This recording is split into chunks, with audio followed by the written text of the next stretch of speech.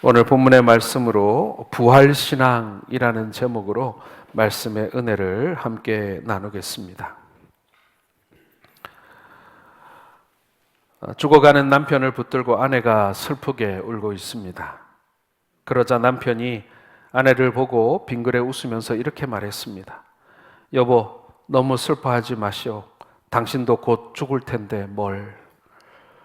어떻게 보면은 이 죽음 앞에서 이런 농담이 나올까라는 생각이 들기도 하지만, 그러나 이 말 속에는 이 죽음을 두려워하지 않는 한 사람의 여유가 느껴지지 않나라는 생각을 하게도 됩니다.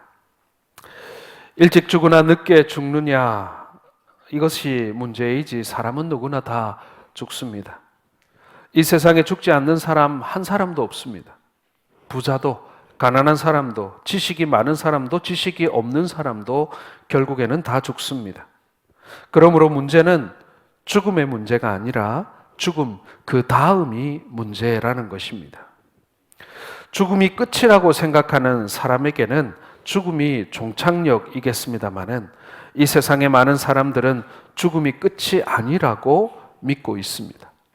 여러분, 죽음이 끝이 아니라고 믿는 것은요, 우리 믿는 그리스도인들만 그렇다고 생각하세요?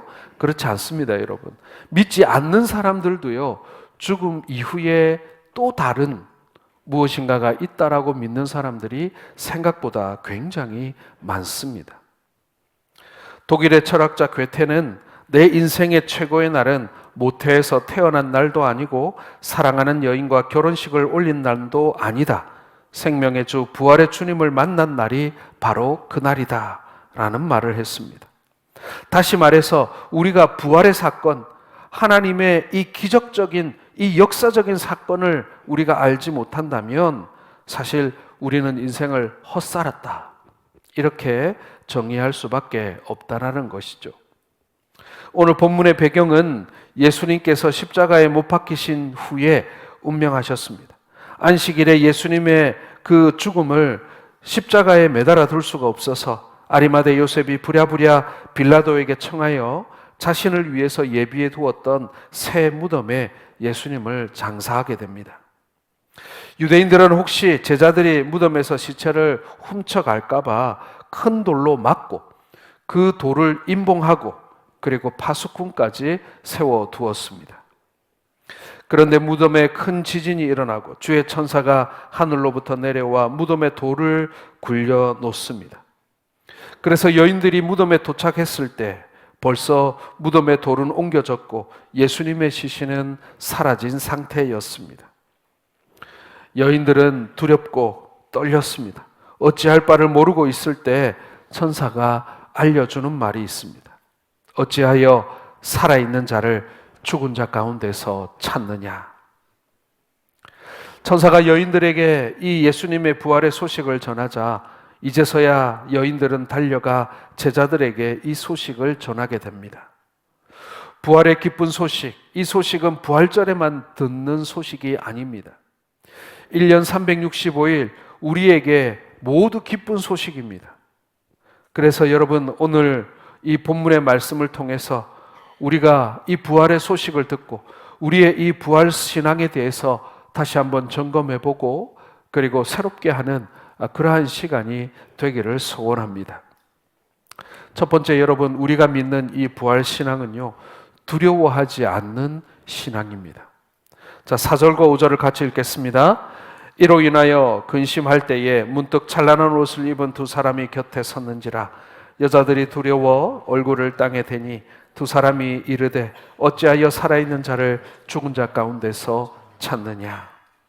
하나님을 믿는 사람, 하나님과 함께하는 사람은 어떤 일이 다가와도 두려워하거나 그리고 무서워하지 않을 수가 있습니다. 비록 우리에게 다가오는 그 사건이 죽음이라 할지라도 하나님께서 우리에게 구원과 생명, 영생을 주셨기 때문에 우리는 그 두려움을 넘어설 수가 있는 것입니다. 이미 예수님께서 죽음에서 부활하신 사건을 우리에게 보여주셨습니다. 그래서 죽음에서 승리하심으로 우리에게 하나님의 기적적인 사건을 우리에게 보여주셨습니다. 더 이상 두려움은 우리에게는 적이 되지 못하는 것입니다. 병들었다 할지라도, 사업에 실패했다 할지라도, 누군가에게 배신을 당했다 할지라도 우리는 이 부활의 신앙으로 그 두려움을 이겨낼 수가 있는 것입니다. 가끔 우리 연세 많으신 권사님이나 집사님들과 이렇게 이야기를 나누다 보면요, 이런 말씀을 하실 때가 있어요. 죽음이 두렵지는 않다. 우리 주님 곁에 내가 이제 가는 것이니까 하나도 두렵지 않고 도리어 그 천국에서의 삶이 기대가 된다. 이렇게 말씀하시면서 죽음에 이르는 과정이 좀 안 아팠으면 좋겠다 하는 생각이 있는 것뿐이지 죽음 자체는 두렵지 않다. 이런 말씀을 이렇게 하시는 것을 제가 정말 자주 듣습니다. 저는 이 얘기를 들으면서 아이고 그래 죽음에 이르는 과정이 어떤 분은 그냥 저녁밥 잘 먹고 하나님께서 그 밤에 하나님께서 이렇게 데려가시는 그런 경우도 있지만 병원에서 좀 고생하시고 또 많은 치료와 수술 혹은 또 병원에서 보내는 기간이 또 길어지면 그것도 참 힘들고 또 고단한 그런 시간이 될 것이니 하나님이 이왕 데려가실 것 같으면 평안한 가운데 좀 빨리 데려가시면 좋겠다. 이런 이야기들을 하시는 것을 제가 진심으로 진심으로 이렇게 듣는 그런 일들이 종종 있습니다. 예, 아픈 것이야 누구나 다 두렵습니다. 그러나 그리스도인은 죽음을 두려워하지 않는다라는 사실을 저는 날마다 확인하고 있습니다.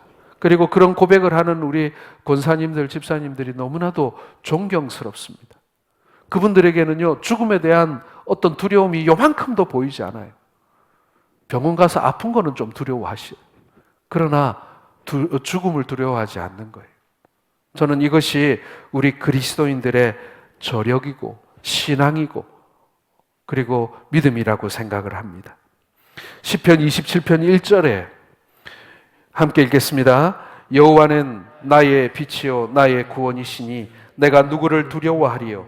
여호와는 내 생명의 능력이시니 내가 누구를 무서워하리요.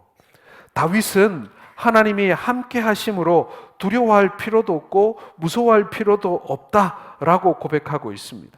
사랑하는 성도 여러분, 오늘 이 자리에 함께한 우리 모든 성도들이 바로 이 부활의 신앙으로 이 죽음의 공포, 죽음의 두려움을 넘어서시는 우리 모든 성도들 되시기를 주의 이름으로 축원합니다. 요한복음 16장 33절에도 세상에서는 너희가 환난을 당하나 담대하라 내가 세상을 이기었노라 우리 주님이 선포하셨습니다. 우리 주님이 세상을 이기셨어요. 그 이기신 세상 속에는 죽음도 포함되어 있는 것입니다. 그러므로 우리는 담대해야 합니다. 여러분, 담대한 삶이라는 게 뭐겠어요? 용기 있는 삶, 굳센 삶 아니겠습니까?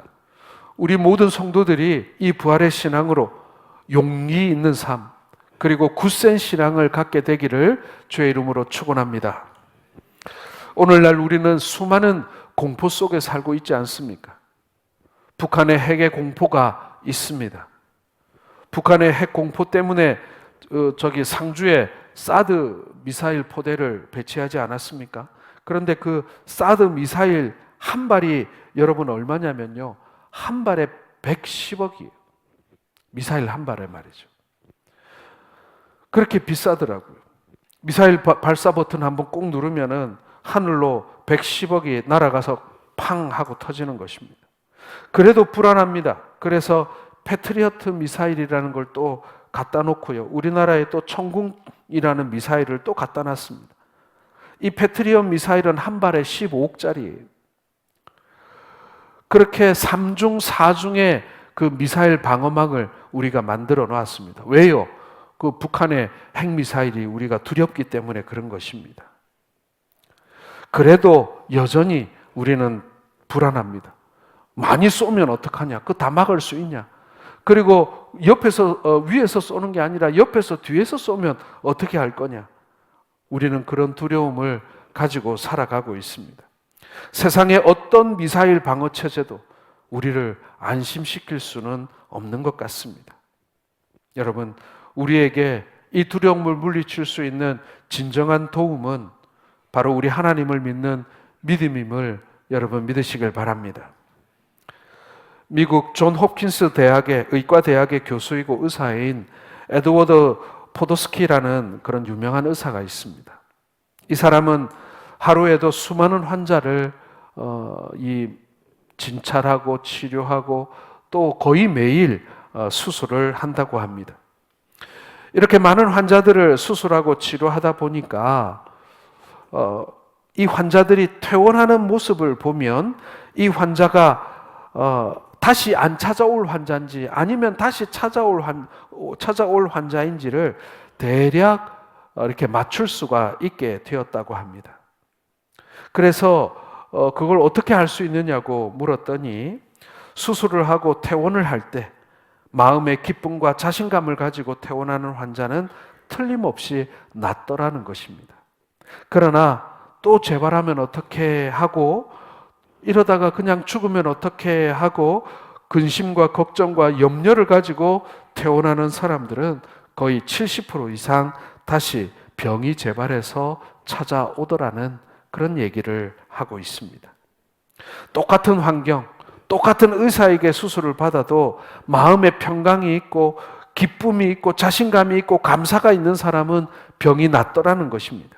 그러나 유능한 의사에게 수술을 받았다 할지라도 두려워하고 날마다 무서워하는 사람은 결국 병이 재발되어 다시 병원을 찾아오게 된다라는 이야기인 것입니다. 여러분, 오늘날 많은 사람들이 고통하고 망하는 이유는 그 마음속에 두려움을 모셔놓고 살기 때문에 그런 것입니다. 욥기 3장 25절에 보면요, 내가 두려워하는 그것이 내게 임하고 내가 무서워하는 그것이 내 몸에 미쳤구나. 여러분, 이게 무슨 말입니까? 무서워하고 두려워하는 것이 거기에 사로잡혀 있으면 결국 그것이 내게 찾아온다라는 이야기입니다. 찾아오지 않을 두려움도 내가 마음에 그 두려움을 품고 있으면 그 사건이 내게 찾아온다라는 거예요. 우리나라 사람들 말에 말이 씨가 된다라는 말이 있지요. 그런 것처럼 우리의 마음속에 그 두려움의 씨앗을 품고 살면요, 결국 안 올 수도 있는 사건이 결국 나를 찾아오더라는 것입니다. 여러분, 그러므로 우리는 무서움을 이겨내어야 하고 두려움을 넘어서야 합니다. 두려워하면서 살면 안 됩니다.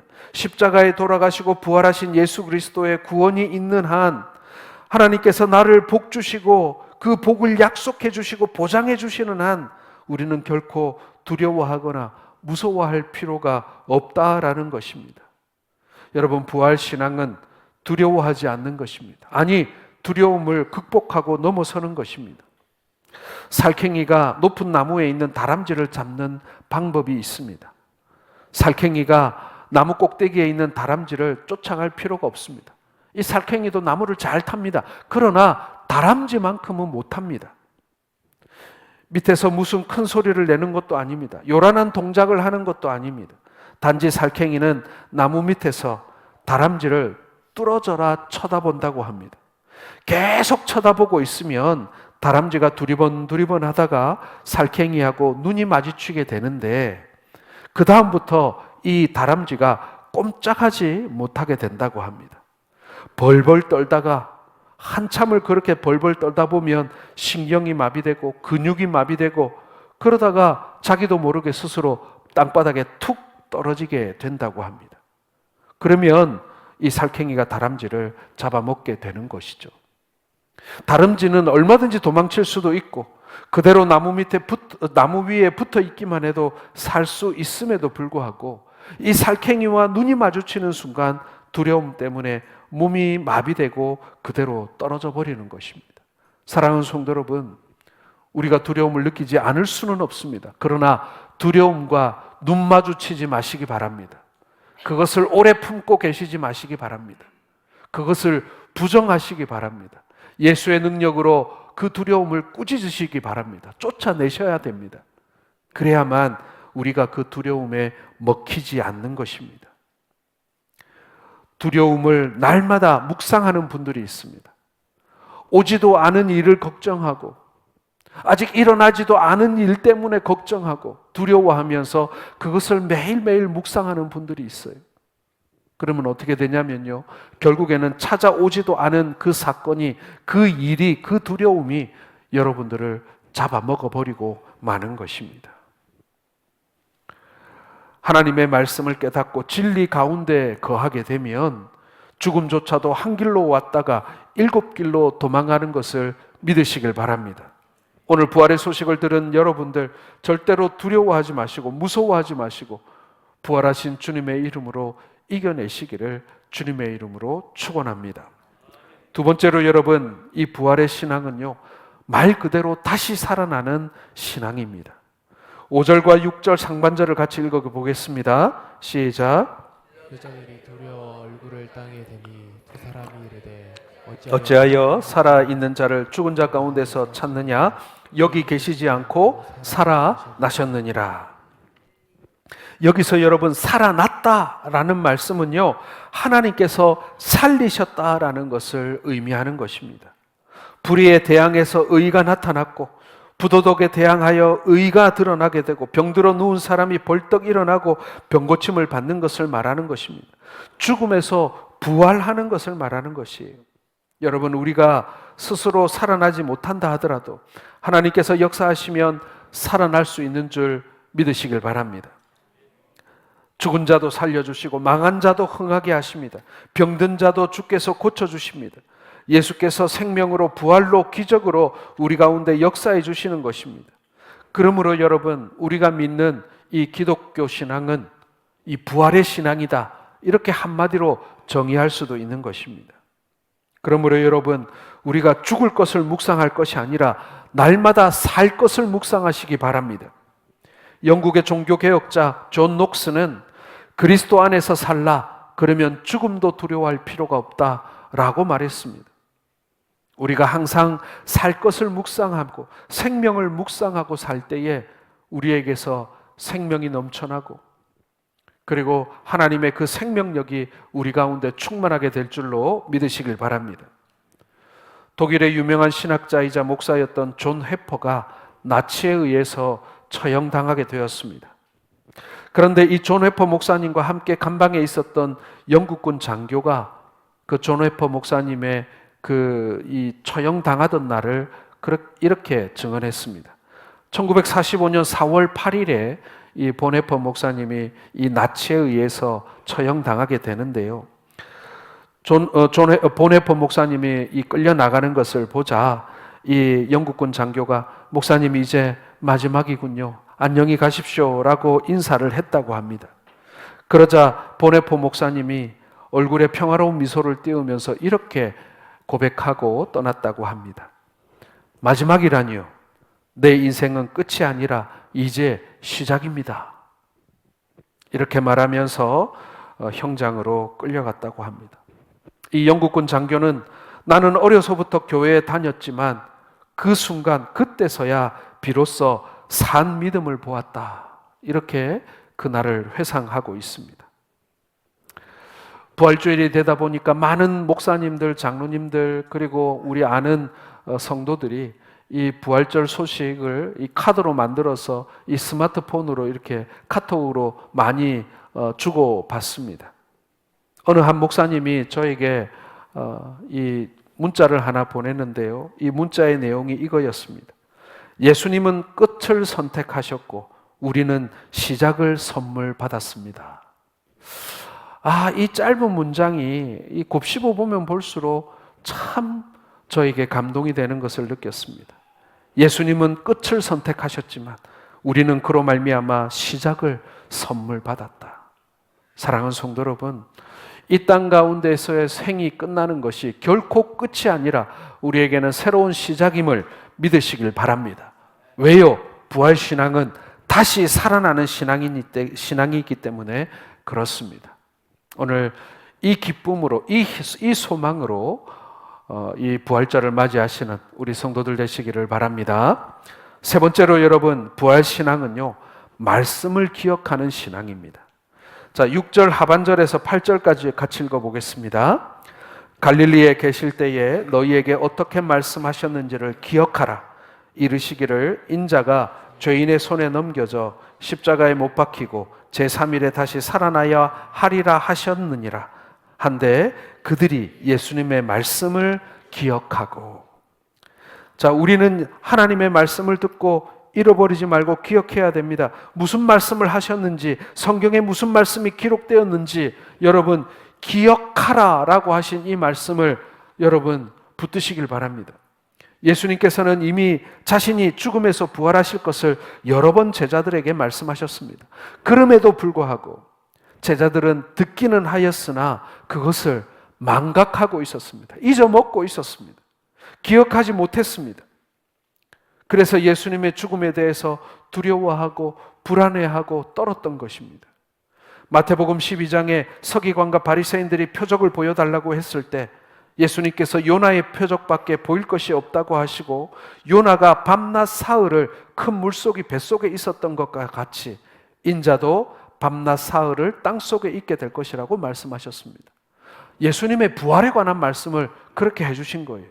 누가복음 9장에도 보면 인자가 많은 고난을 받고 장로들과 대제사장들과 서기관들에게 버림받아 죽임을 당하고 제3일에 살아나야 할 것이라고 말씀해 주셨습니다.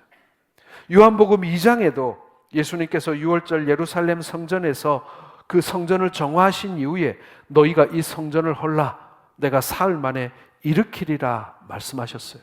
이건 역시도 자신의 육체를 성전에 비유하신 거예요. 성전을 사흘 만에 재건하겠다, 예수님이 사흘 만에 살아나시겠다라는 메시지인 것입니다. 그러나 제자들도, 그리고 이 말씀을 들었던 수많은 사람들도 이 예수님의 말씀하신 것을 잊어버렸다라는 거예요. 여러분, 우리도 주일날 나와서 말씀 듣고 돌아가서 금방 까먹어버리는 혹시 우리가 아닌가 하는 것입니다.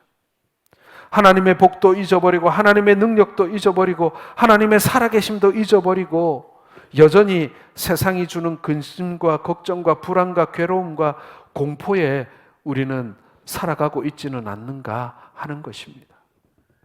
여러분, 우리 주님의 말씀을 기억하시기 바랍니다. 우리 주님의 이 부활의 메시지를 기억하시기 바랍니다. 오늘 우리가 함께 묵상했던, 우리가 함께 읽었던 이 예수님의 부활 사건의 이 사건을 여러분 절대로 잊지 마시고 묵상하시길 바랍니다. 잠언 16장 20절을 같이 읽겠습니다. 삼가 말씀에 주의하는 자는 좋은 것을 얻나니 여호와를 의지하는 자는 복이 있느니라. 여러분, 두 가지가 나오죠. 주의 말씀을 주의하는 자, 그 말씀을 읽고 그 말씀을 묵상하고 그 말씀을 실행하는 자에게는 좋은 것을 주신다라고 말씀하셨어요. 그러한 사람들은 좋은 것을 얻게 된다고 말씀했습니다. 그리고 여호와를 의지하는 자는 복이 있다라고 말씀하시는 거예요. 사랑하는 성도 여러분, 하나님의 말씀을 가지고 그 말씀을 시인하고 그 말씀을 가지고 기도하고 그리고 그 말씀과 함께 살게 될 때 하나님의 말씀이 우리에게 복의 열매를 맺게 하여 주심을 여러분 믿으시길 바랍니다. 마지막 네 번째로 여러분, 부활의 신앙은요, 부활하신 예수 그리스도를 전도하는 신앙입니다. 여러분, 절대 부활의 신앙은요 내 안에만 머물러 있는 것이 아닙니다. 부활의 신앙은 얼마나 역동적인지, 부활의 신앙은 얼마나 폭발력이 있는지, 그 기쁨은요 마치 저는 그렇게 비유하고 싶어요. 탄산수 같아요. 흔들고 뚜껑 열면 어떻게 되죠? 팍 터져 나오죠. 그런 것처럼 여러분, 부활의 신앙은요 병 안에 머물러 있을 수 없습니다. 우리 안에 머물러 있을 수 없습니다. 우리 안에서 터져 나오는 신앙입니다. 9절과 10절을 같이 읽겠습니다. 무덤에서 돌아가 이 모든 것을 11사도와 다른 모든 이에게 알리니 이 여자들은 막달라 마리아와 요한나와 야고보의 모친 마리아라. 또 그들과 함께한 다른 여자들도 이것을 사도들에게 알리니. 여자들은 무덤에서 돌아가신 무덤에서 돌아가서 예수님의 부활 사건, 예수님이 다시 살아난 이 사건을 만나는 사람마다 전했어요. 달려가서 사람들에게 외치며 전했습니다. 사도들에게 고했고 사람들에게 전했습니다. 여러분, 이것이 바로 전도입니다. 부활의 기쁜 소식을 사람들에게 전하는 것이 바로 이 전도의 일입니다. 하나님 앞에 은혜 받고 복을 받고 구원받은 사람은 가만히 있을 수가 없습니다. 자기도 모르게 전도합니다. 하나님의 사랑을 전도합니다. 하나님의 복을 전도합니다. 하나님의 기적을 전도합니다. 그리고 기도 응답받은 것을 전도합니다. 하나님께서 역사하신 것을 다른 사람에게 전하게 되는 것이죠. 이것이 애써서 수고해서 마치 다 써버린 치약을 막 주워 짜가지고 그 치약을 짜내는 그런 것이 아니라 막 흔들어 놓은 이 탄산수가 뚜껑을 열면 막 솟구쳐 오르고 터져 나오는 것처럼, 여러분, 우리 안에서 샘솟는 터져 나오는 기쁜 소식임을 여러분 믿으시길 바랍니다. 산자를 죽은 자 가운데서 찾지 말고 무서워하지 말고 말씀을 기억하고 하나님과 함께 하게 될 때 우리는 이 영광스러운 삶을 살게 될 것입니다. 부활하신 예수님이 제자들을 만나서 너희는 온 천하에 다니며 만민에게 복음을 전하라 라고 명령하셨습니다. 부활하신 다음에 주신 말씀이 만민에게 복음을 전파하라였어요. 너희가 죽을 똥살똥 겨우겨우 아주 그냥 막 힘을 짜내어서 복음을 전하라가 아니라 너희 안에서 샘솟듯 솟아나는 터져나오는 폭발하는 이 부활의 기쁜 소식, 이 생명의 소식을 사람들에게 퍼나르라는 것입니다. 프랑스의 철학자 파스칼은 이런 말을 했습니다.